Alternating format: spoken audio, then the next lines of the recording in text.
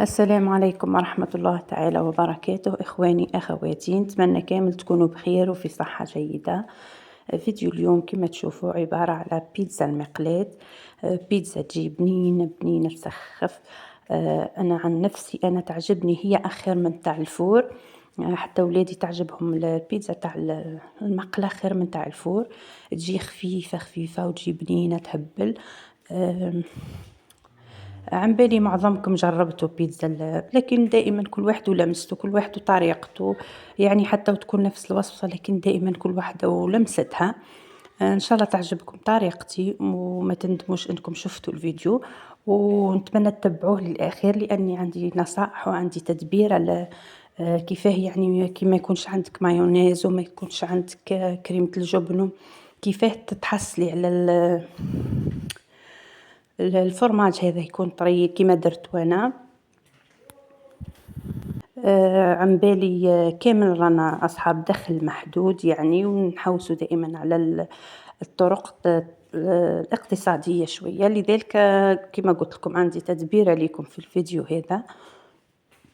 أنا البيتزا هذه درتها للعشاء، وأنا درت لكم الكيلة الكبيرة يعني العائلية، مش كيلة صغيرة، واللي ماهيش عيلة يعني زوج أفراد ولا ثلاثة، ولا تقسم المقادير اللي عطيتهم لها تقسمهم على 2 يجوها 3. أنا درت 6، أنتي تقسمي المقادير على 2 ديري 3 بيتزات. كما تشوفوا هنا حكمت الطماطم،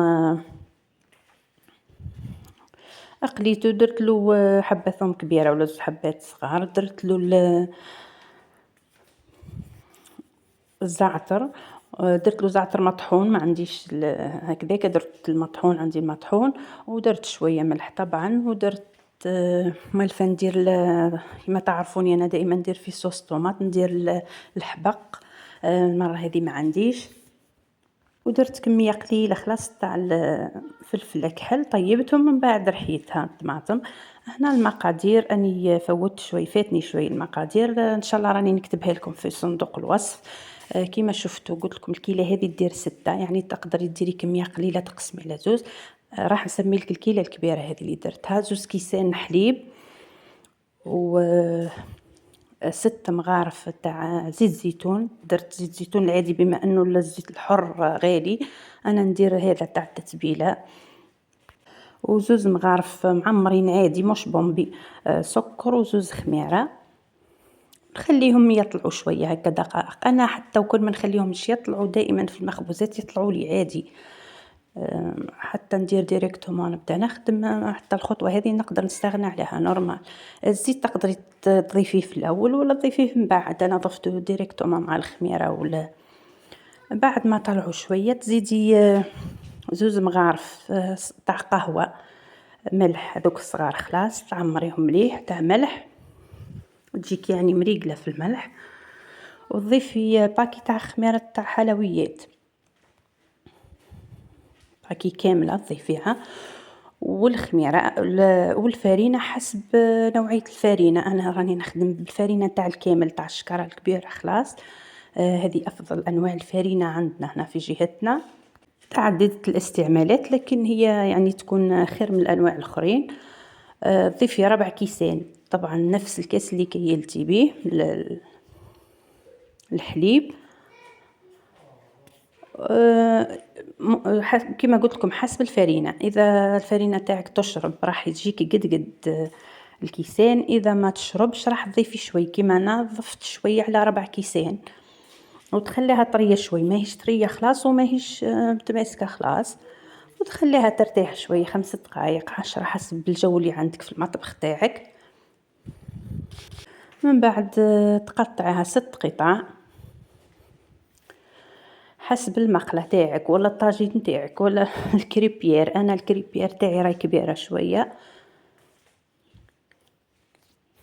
كي تكون تاعك صغيرة خلاص قطعها ل8، والا قادرة تكبريهم وتخدمي في المرة تاع الشخشوخة، تخدمي عادي في المرة تاع الشخشوخة.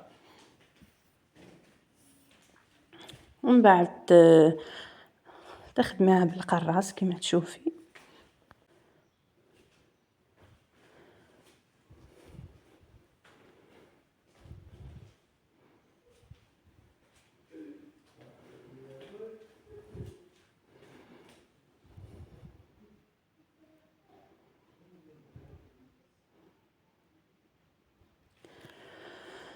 من جهة أخرى راني حطيت البيتزا الأولى طيب، نطيب فوق الطابون هنا باش طيب لي يعني مريقلة من جويه كامل. من جهة أخرى راني راح نجهز الزيتون، ديري زيتونة كحل أخضر، تعرفوا البيتزا عمري وش عندك كيما تشوفوا هنا. أنا راني ما نخليهمش بيض يعني نص طياب كيما يديروا ناس اخرين. انا ما نحبش الحاجه نص طياب، لان لولادي نحبوا غير الحاجه طايبه مليح وحاجه مقرمشه. لذلك الخطوه هذه راهي اختياريه، تحبي طيبي مليح تحبي. انا خيرت انه نخدمهم طيبهم كامل ومن بعد نعمرهم، يعني ما نطيبش بالبيتزا الوحده ومن بعد نعمرها. وحاولي ترققيها خلاص كيما تخبزيها تكون رقيقه خلاص. واذا حبيتيها مقرمشه وتجي كايله، يعني انا عن نفسي نفضل اللي رقيقه خلاص، ترققيها كيما قلت لك، ترقعها قد ما تقدري.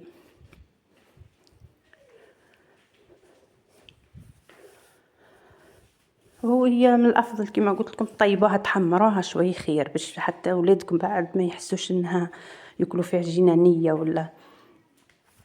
وهذه التدبيره الرائعه اللي راح نقول لكم عليها. اول حاجه الفرماج اللي ننصحكم اللي حابه تشري النوع هذا، من اروع انواع الفرماج والله، تشروه ما تندموش اصلا. نفس ذاك الفرماج تاع المثلثات، يعني ما تخسري روح كل يوم ما تشري تاع المثلثات، تشري هذا يموتوا عليه الاولاد كامل يعني كبار وصغار.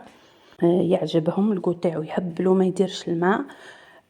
تضيفي كيفاه تخففيه، يعني ترجعيه كي صلصة الجبن ولا ترجعيه كالمايونيز، تحصلي على القوام اللي تحبيه ثقيل ولا خفيف. تزيدي الحليب وتزيدي زيت الزيتون. انا هنا بما اني راح نستعمل الطون تاع الزيت، ضفت حتى ذاك الزيت تاع الطون كيما شفتوا. الطريقة هذه اقتصادية، تخليك تستغني على انك ديري المايونيز وديري الفرماج وديري الفرماج العادي وفرماج رابي.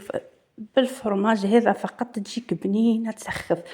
تقدري تستعملي الفكرة هذه في الكراتا، في البيتزا، في الوصفات كامل. تضرب بها مليح باش تخلصي من الكوتا اللي يعني الفرماج يرجع كريمي.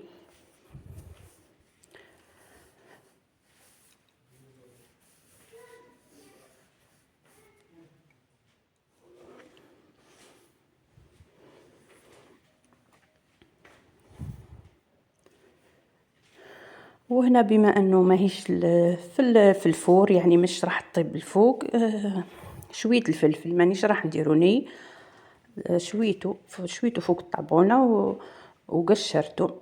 وهنا راهم طابولي كيما قلت لكم راني نحمرهم. الخطوه هذه مش شرط ديري زي انا ممكن تحبيهم تخليهم بيض خليهم بيض. انا قلت لكم ما نحبش الحاجه نص طياب اصلا هكا. وزدت حطيتهم بعد ما درت الطماطم كيما تشوفوا وعمرتهم، زدت حطيتهم باش نتحصل عليك القرمشه اللي لتحت. طيبتهم يعني حوالي دقيقتين. هنا راني خلطت بين الفلفل الحلو والحار.